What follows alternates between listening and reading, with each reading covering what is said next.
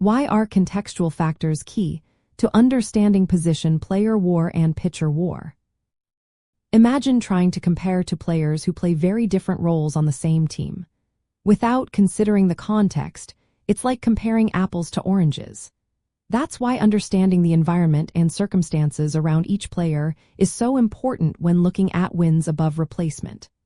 WAR, or wins above replacement, measures how many more wins a player adds compared to a basic or replacement level player. But this number doesn't tell the full story unless you know the context behind it. For position players, WAR combines offensive stats like batting average, on-base percentage, and slugging, with defensive skills and how well they run the bases. But not all positions are equal. Shortstops and catchers are expected to be better defensively, so their WAR gets a boost from that. If a shortstop makes difficult plays, it's more valuable than a first baseman doing the same. This is called the positional adjustment. So, a shortstop with the same offensive and defensive stats as a first baseman will have a higher WAR because their position is harder to fill with a player of similar skill. Base running also plays a role. Stealing bases efficiently or avoiding double plays adds value, while getting caught stealing or grounding into double plays takes away from it. These elements are adjusted based on league averages and how much a player actually plays. When it comes to pitchers, WAR focuses more on how many runs they prevent compared to a replacement pitcher.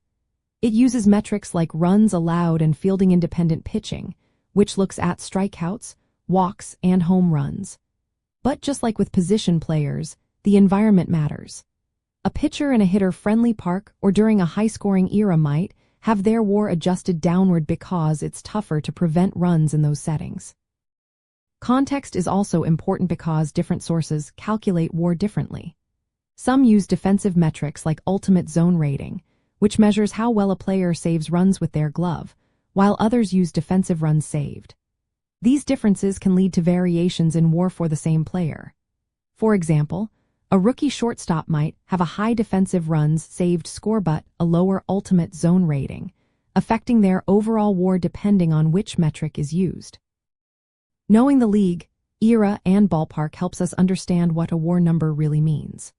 For example, a player in the 1920s hitting .350 might have a high WAR, but a shortstop with the same batting average in the 1980s could have an even higher WAR because of different defensive expectations.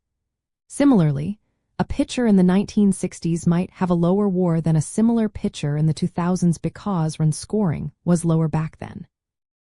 In the end, WAR isn't just about raw numbers. It's about how those numbers fit into the bigger picture of the game's environment. By considering contextual factors, we get a clearer picture of a player's true value and contribution. Without this context, WAR can be misleading or incomplete. It's the key to truly understanding how good a player is, whether they're a hitter or a pitcher.